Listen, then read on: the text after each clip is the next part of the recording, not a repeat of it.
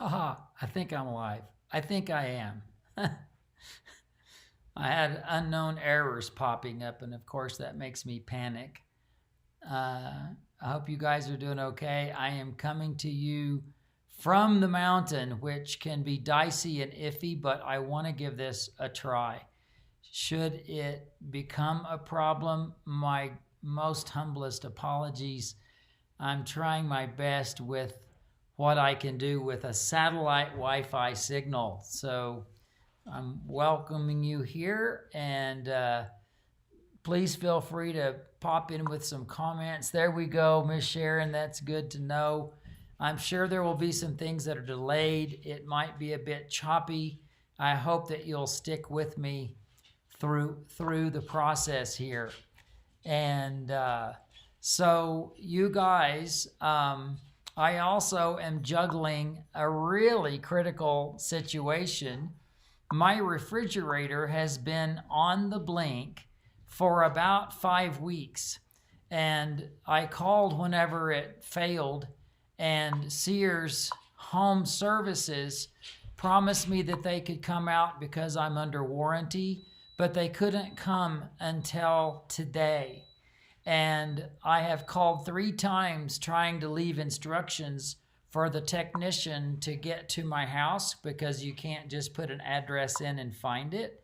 And now they've texted and said they're supposed to arrive in the next couple of hours, and they don't still have directions. So if my phone rings and it's the Sears technician, I need to stop. I won't cut off. I'll just go away for a moment, and you guys can take a little break.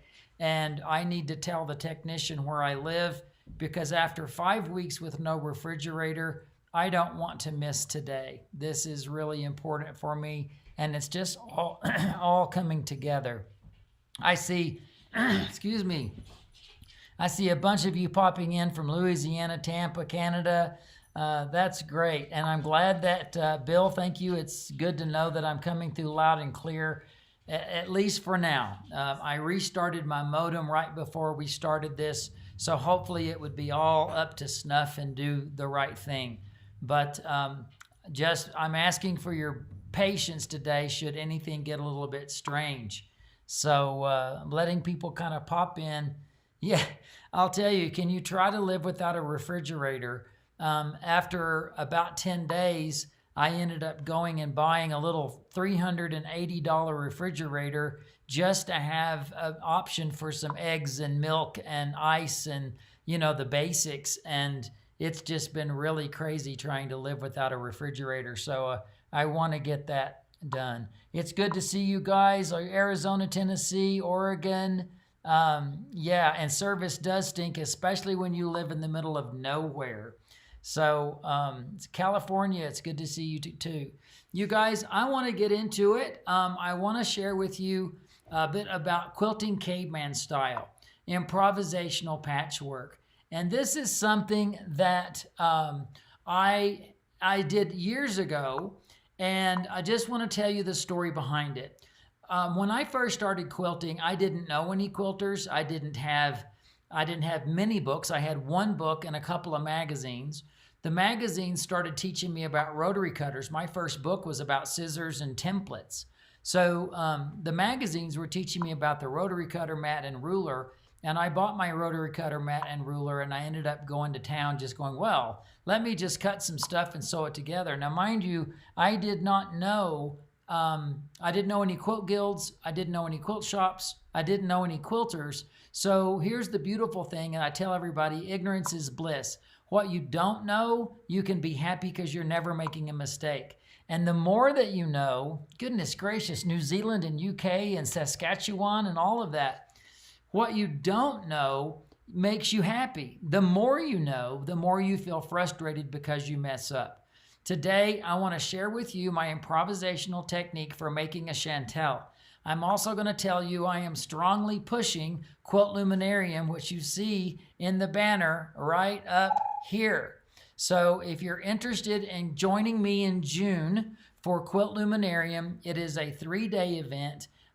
If you do the VIP pass, you're going to get to keep all the sessions. There are 24 sessions. You're going to get to keep those forever. So just check that out. If you go to letsquilttogether.com, you'll see what I'm talking about and you can read all about it. So I'm urging you to join me. This is a one-of-a-kind event. There's nobody else doing this in the quilting world.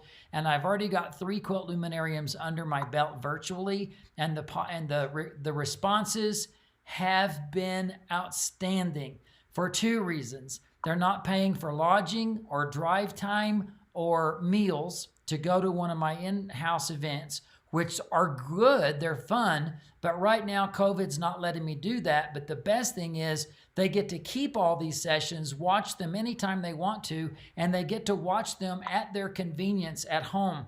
The sessions are pre-recorded, so you're able to watch them on that day anytime you want to, no matter what time zone you're in. If you're in New Zealand, if you're in Australia, if you're in Canada, if you're in the UK, this is for you, because I could never take Quilt Luminarium out of the country because of all the quilts and all the stuff that I had to take. So this is a great opportunity. That's my first little commercial. I just want you to check out Quilt Luminarium and get signed up for June. And then I do come on and do live Q&A. So we do have interaction, but you get to watch the videos at your own convenience.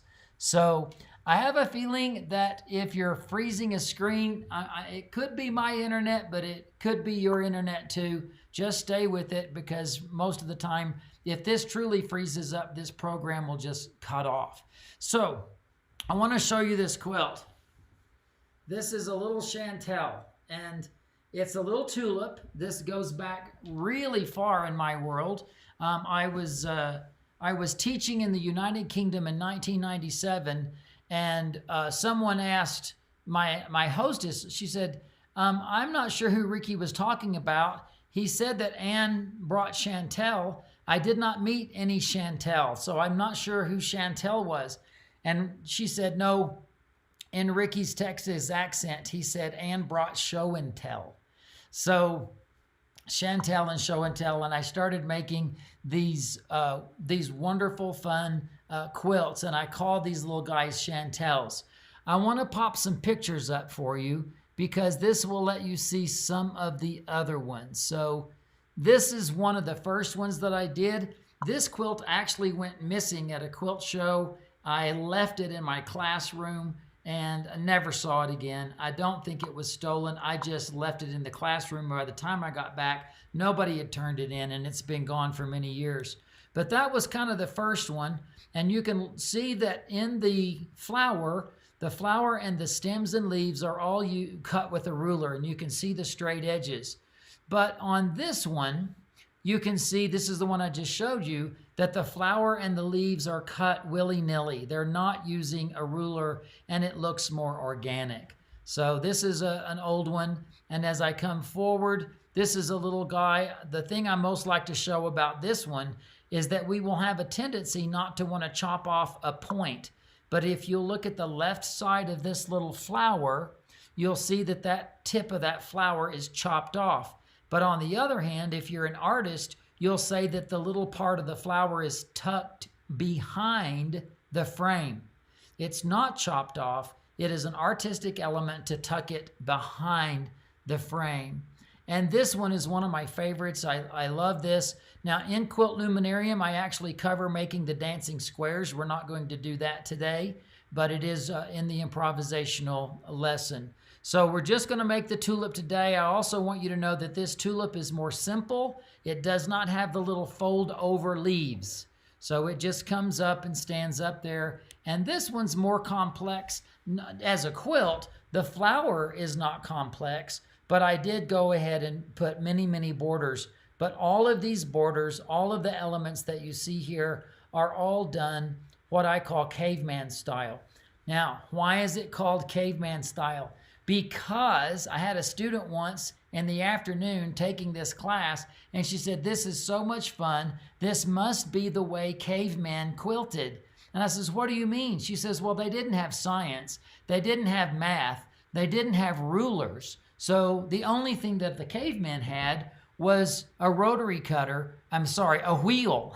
All they had was a wheel, and the rotary cutter was the wheel. So all we're going to be using is the rotary cutter today. We're not using a ruler. We will cut on the mat, but we're not going to use a ruler. So let me turn this down to the platform here, and hopefully you can see just fine.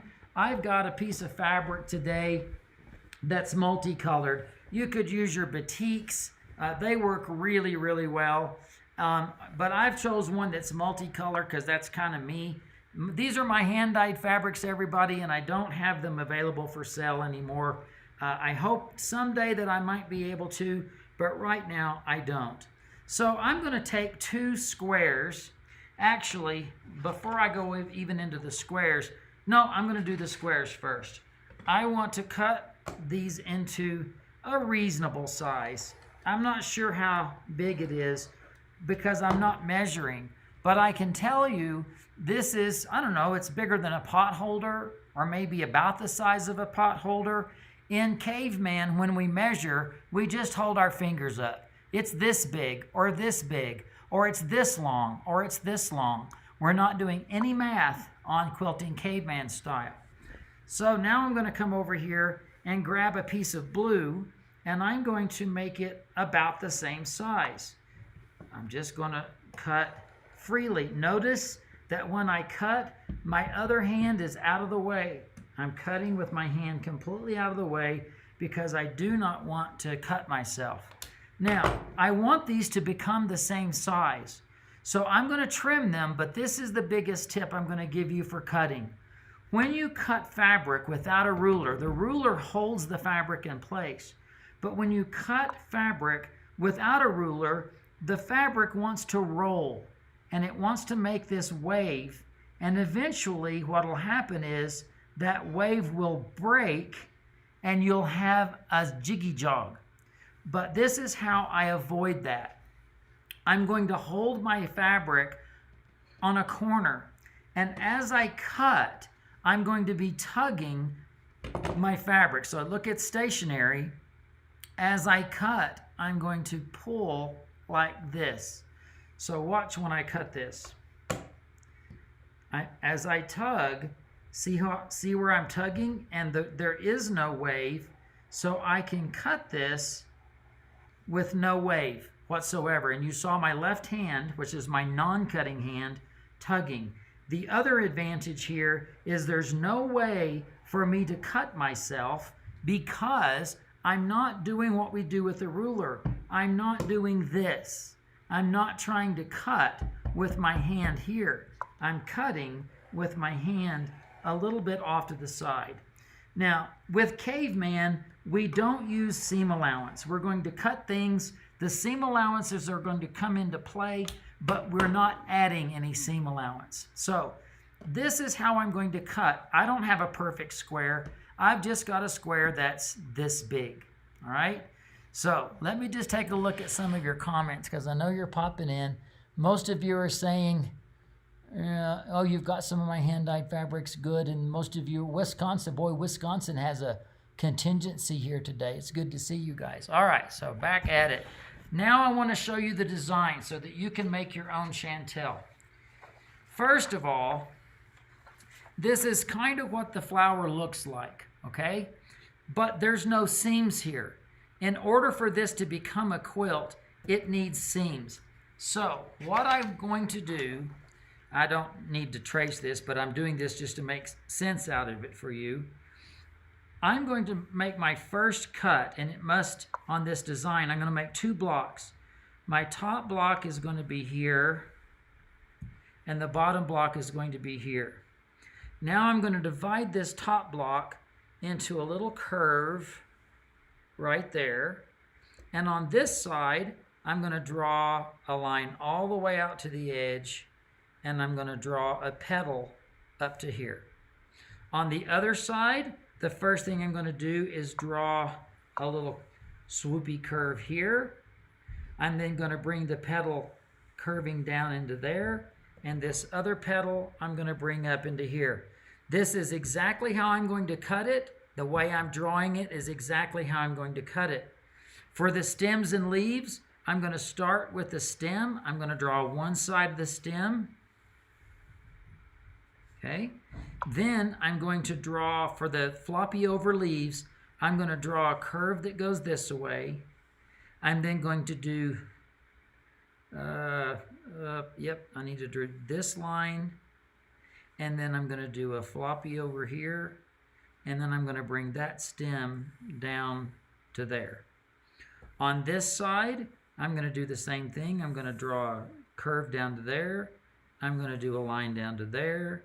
I'm going to let this flop over to here, and I'm going to let this come down into there. So you can rewind this and watch how I drew it, but those are the cuts that I'm going to make. Now, right now, I'm just going to work with the top part, which is the blossom of the flower. So I'm going to do this upside down for you because it needs to be done right. So I'm going to divide that here. I'm going to make that cut and then that cut. And then on this side, I'm going to make this cut. Oh yes, I know, it's crazy to watch how this happens. That cut, and finally this cut. Now, I am going to turn it around. See if I can do this all at once. All right, not too bad. Because there's some things about this cutting that I want you to notice. Come on, get you around here. All right. Let's put this back in place. I want you to notice that when I cut this side, I did not let this point right here go to the edge, because when I add seam allowance, this point is already going to get closer. And if I cut this so that this point touches the edge, it's going to have that blunt chop off that we talked about, which is okay. But if you're trying to avoid it, you need to have this little area tucked back in. Notice I did the same thing here. When I cut this piece, I did not let this seam come all the way out to this point. I brought it in about a ½ inch from the edge, and then I did the same thing when I made that cut. When I made this cut, I did not go to the top. I brought it in so that all of these points will then float inside the background when we're done. Now, ultimately, we're going to turn this into 2 blocks. So I'm going to take the background pieces, which are these top yellow pieces, and I'm going to move those over to the other side. Notice that everything I cut was right sides up. You do not put your fabrics right sides together when you do this. You can see how this flower is going to look. But I'm going to end up with 2 flowers, and I don't have to make 2 flowers. But in this case, you can see what this is starting to look like. Now, I know I can be all thumbs in trying to switch this out. But look, I oftentimes plan something like a yellow flower on a blue background. I mean, it could be any color. I'm just using those because that's what you see. But then I end up liking the blue flower on the yellow background. It looks like a silhouette against a sunset sky. So both of these end up looking really good. All right, how are we doing? I'm going to come back up here and just see. Good morning, Ricky, watching from Oklahoma. Beautiful. Everyone can do the same. Yes, they're all the same, but they're all different. And Carol from England, it's great to have you here. And oh, I'm so glad, Carol. Thank you for plugging Quilt Luminarium for me. She said it was fantastic. I've just finished my Convergence quilt top. Instructions are perfect. Thank you so much. You guys, I'm urging you to join me for the next Quilt Luminarium in June. I think it's June 10th through the 12th. You can register. I have the website up in the upper left corner, so you can go there today and get on board with me, especially if you've waited all these years and you're in New Zealand or Australia or Ireland or England or Germany or France. If you're speaking English and can join me, I would love you to do that. All right, so now I'm going to sew these together, and it's important now to know the order to sew them together. Let's talk about that. When you have a design, you are going to sew it together the opposite order that you cut it. So this was my first cut. Remember? This one here. That's going to be my last seam. The next thing I did is I cut this side. And I cut here and here. And that was the order. 1 and 2. So my piecing order will be the reverse. I'm going to do this one and then this one to finish that side.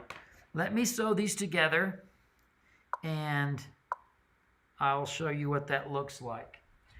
While I'm sewing, because I'm not going to have a camera on my machine, I'm going to talk to you and tell you that I'm actually stitching with a smaller than 1/4 inch seam.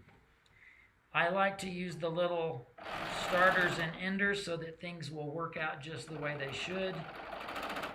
And you just have to bend things to fit. Now I'm going to show you what happens, and this is very common. I've sewn this first seam. All right. I did have a little problem because I failed to use my little starter. So I'm going to use the starter. But I want you to notice that seam is smaller than 1/4 inch. And I just bend it as I sew. And when it gets to the end, I can guarantee you this is not going to fit. Do you see how it's got a little jiggy jog right here? Okay. Now, I want you also to know as your comments are coming in, I hear them, but I can't always see them. All right. So, because I've got the screen down, but I will look as I can. So this is going to get trimmed off. I cannot now put on this next piece and just sew it. I need to overlap it a little bit, and I need to use this as a guide, and I will trim that little bit off. You can see it right there, that little bit. So I can now make this fit. And as soon as I get a 1 or 2 of these seams, I need to press. So I'm going to start here and sew that seam.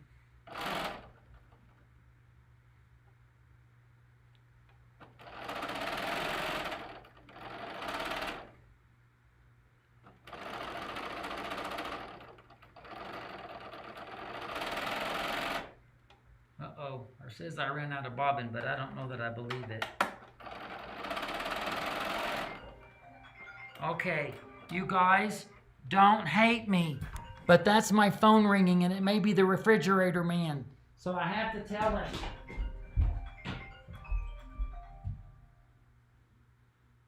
Hello, this is Ricky. Hey, good morning, Ricky. This is Tim from A&E Factory Service, calling in regards to your refrigerator. Yes, sir.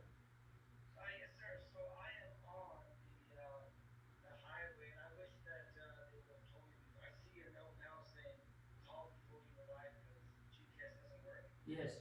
So I am on the it looks like the Yellowstone Creek Road, and I'm at a Y. Where there are 2 houses. There's one that's kind of up on top of the hill, and a greenhouse with a round roof on the bottom. Oh, you've already come into the ranch? Yes. Wow, good. I'm the greenhouse with the brown roof. Okay, so I'm like, yeah, I'm only a few 100 feet from you. All right. That's awesome. Thank you.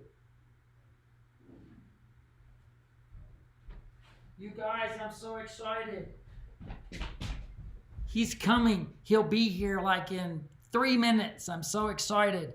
I've had my refrigerator's been on the blink for 5 weeks, and the quickest they could get a service guy out was today. So I'm really excited. 2 seconds. Melissa.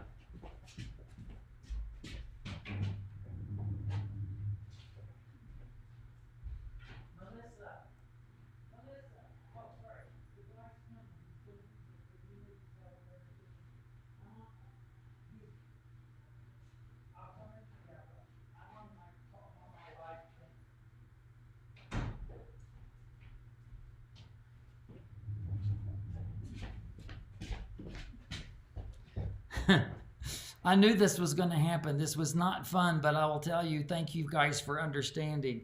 All right, where I was at, it's now time to press these guys. All right, I'm going to put this down for you, and I will tell you when I press this, I'm just going to press it in the direction that it wants to go. Again, notice that things are going to be really wonky at the end. I also want to tell you I use a spritzer bottle and a dry iron. So that's what I'm using to press.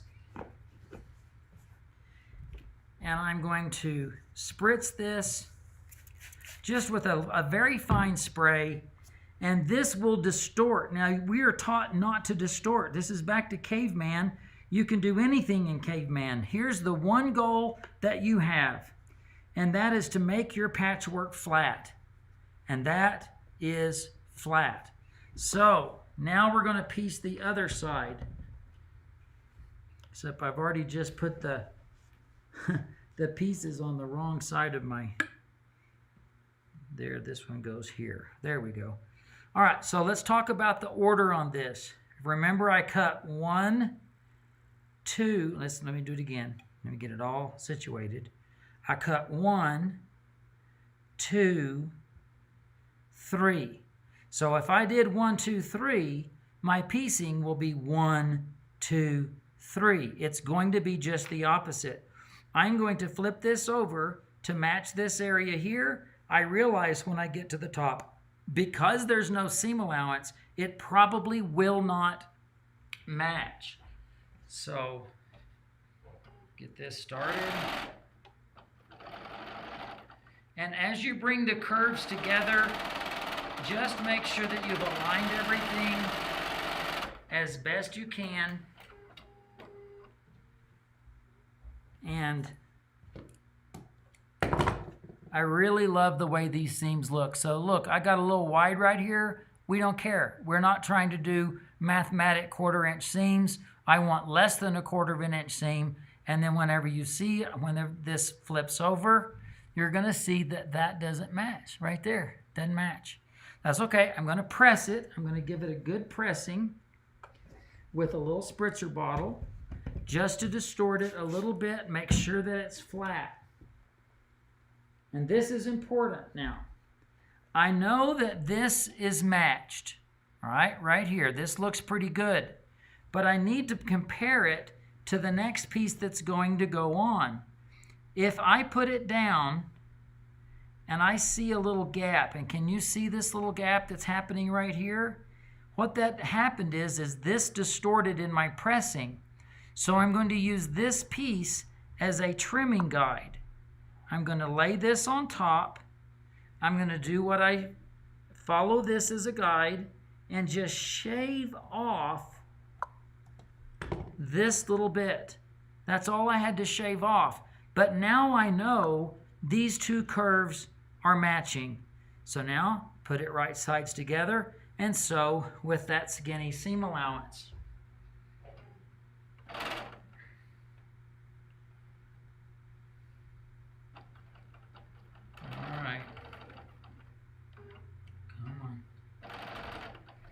And then just bend your curve.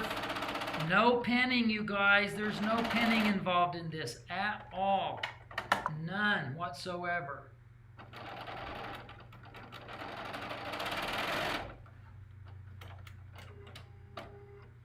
All right, so here it is sewn. I'm going to flip it over. I'm going to use my spritzer bottle and give this a quick little press, which will distort it a little bit, which is so unorthodox, I understand. But because I don't have seam allowance, I need this to be pressed beautiful and flat. So now this piece is going to fit on, but notice there's a jig jog right here, and this may have been distorted. So I use this piece as the trimming guide just to overlap enough to just ever so slightly go slow. My fingers are out of the way, and shave off whatever tiny little bit you need to, which is this part here, so that this will fit. And then put it right sides together. And sew. Now what I say about curving, as I sew this, I need to bend this as I sew. I do not need to pin anything right here, but I want to make sure that I see a fraction of the yellow on the bottom so that I know I'm seeing. If I lose the yellow, it could be that things shifted too much. So in this case, the yellow's on the bottom right there. I want to make sure that I can see it. And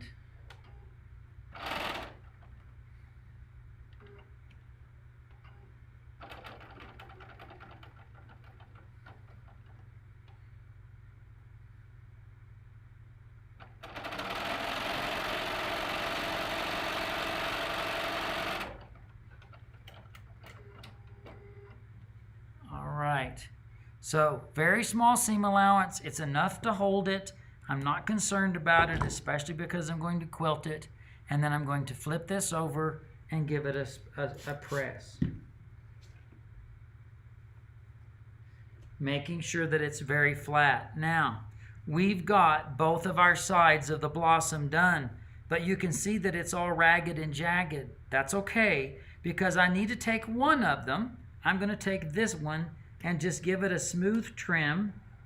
I'm not even going to trim off much of this right here, just right there. So I only trimmed here and here, but now I will use that as my guide to put this over here. Now here's a fun thing. What you see is what you get. If I were to change this, you can see I can change the shape of that flower depending on where I actually cut it. I'm still going to put it pretty close to where I had it. I want to overlap it and then give this the trim that matches. And now I will put those right sides together and I'm going to have this blossom done. No templates. You don't care what size it is. It's the size it's going to be, and I love that.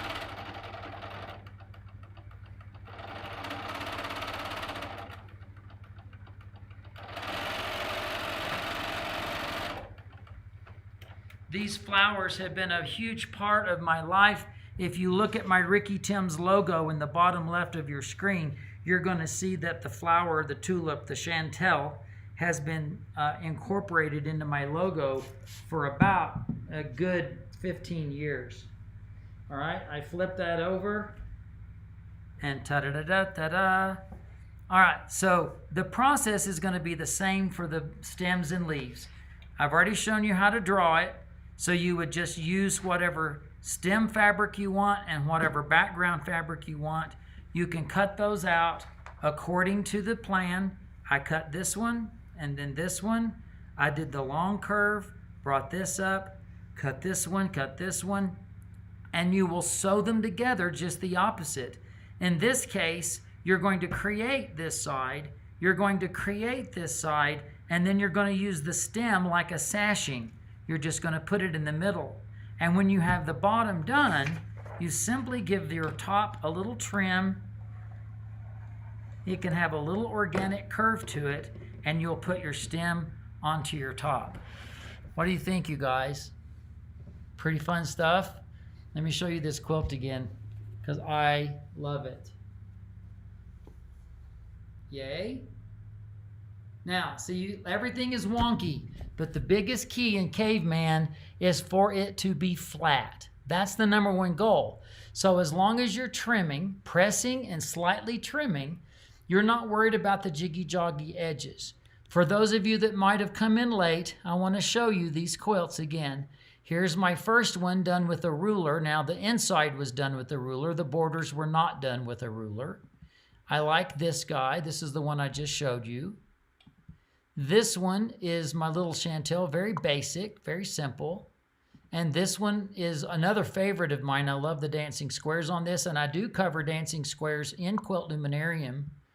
And then my tie-in Jonelle Chantelle, which was a wedding gift to my nephew and his wife that used these. So they can be done in many ways. The most important thing is that you're learning to play and have fun. Remember, I want quilting to be happy for you. In Quilt Luminarium, we're going to talk about the psyche of creativity. One of the things that I think that people can say is not only are you going to learn the techniques, you're going to find your soul and your gift and your happiness, and you're going to rejuvenate your spirit. I am all about trying to give you a better life with whatever it is. And so as we go through these things and I talk about the creative muse, we're going to get rid of some of the demons that have been nagging at you, whether it's apathy or laziness or whether it's inconfidence, those kinds of things. We really discuss all of those in Quilt Luminarium. But then in the 24 sessions, there's also improvisational patchwork, there's convergence quilts, there's design, there's dyeing fabric, there's 11 cool things every quilter should know. My cool kaleidoscope is covered. My Rhapsody quilts are covered. How I do my double blanket stitch applique is covered. Doing the piped binding is covered. How I manage a quilt is covered. Doing quilts that are pictorial is covered. But it's everything from traditional to contemporary. So I'm inviting you to join me for my next Quilt Luminarium. I will be covering caveman quilting. I will cover more aspects of it as we go. As a matter of fact, I want to share with you a little video that is in the Quilting Caveman Style video. This is only about 2 minutes, so let me share this with you real quick. Story. So anyway, I then learned somewhere along the way that there's quilt police and rules. I'm not saying Cindy was the quilt police, but I was learning that there's rules. So I kind of went into the box for a while, and I'm happy that I started learning the rules. A 12-inch block should be a 12-inch block, not a 11 to 13 inches. So I learned that quarter inch means quarter inch, right?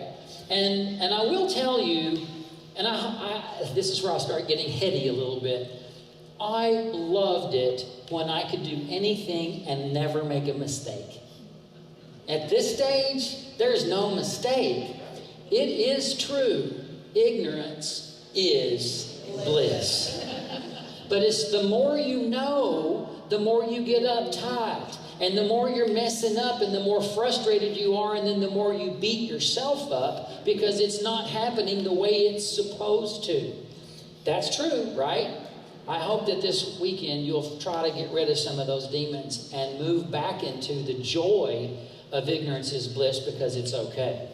Anyway, I went into the box for a while, but when I tried to climb out of that box, I was going to start making some improvisational little patchwork, and I started making these little flowers. Now, I want you to look at the flower in the middle. Does that look like I used a ruler or drank a margarita? The middle right here. Ruler. That is a ruler, okay? The borders, I'm drinking a margarita. But that inside, you can tell that was done with a ruler. But something in my brain said, if I can do it with a ruler, I can just do it freely. And that has more whimsy and fun. And that quilt should be hanging right here on the front, so you'll be able to see that. This is another one. I started doing these little flowers. I call them Chantelles. People ask, why do I call them Chantelle? Because I went to England. And I already told you the story about England and the name of the Chantelle. You guys, that's what Quilt Luminarium looks like. You see me presenting in a live audience on stage, but notice how the graphics are presented with animated arrows. You see everything clearly, and you get to do this in your jammies in your home. Please join me for Quilt Luminarium in June. That would mean a lot to me. And if you're happy and having some fun today and just want to get sewing, this video that I've just done will be posted on Facebook and on YouTube, and it will stay here. So it's one of these things that you can watch live or you can watch later. So if you didn't catch how to draw the Chantelle, you can go back and you can watch it because it's all here for you. I wanted to spend this time with you this morning, a little 40 to 45 minutes, and it's been great. And you guys, I tell you, you are my life. And COVID has been devastating for me, as it has been quilt shops and other teachers. We can't teach, we can't get out and do what we've always done. So we're just trying to do our best to reach you the best way possible. And so I love that we have the technology to connect. You guys have been so wonderful for me, and I can't thank you enough. But I did want to really reach out today because we're right at a month before the next Quilt Luminarium, and just urge you to please tell your friends, sign up, and again, especially, I mean, regardless of where you are in the United States, but this is the first time we've been able to reach internationals. The price is reasonable. There's a standard version, and there is a VIP version. The VIP version allows you to keep all of your sessions forever. You mean you can watch them forever. They will not go away. So thank you so much, everyone, for joining me. You may have heard that I have a new CD out. You can find that on my website at rickytims.com. You can also find it on iTunes and Amazon Music and Spotify and all of that. So if you're looking for some beautiful, relaxing music to do while you're quilting, my new album is called Alone with Your Thoughts, and it's a contemplative, meditative album. There's no big dance music, no big orchestrations. It's all simple and wonderful. So that's what's going on in my world right now. I wanted to share with you this technique. Again, rewind, watch it as you wish, and I'm going to try to come to you guys again as soon as I can. But it's been a joy having you. And Jean, love you. I love all of you. I wish I could say it enough, but I've had a blessed career, and I'm not done. So I invite you to join me with Quilt Luminarium. We'll have some fun with that, and I will talk to you guys next time. Thank you so much for joining me today.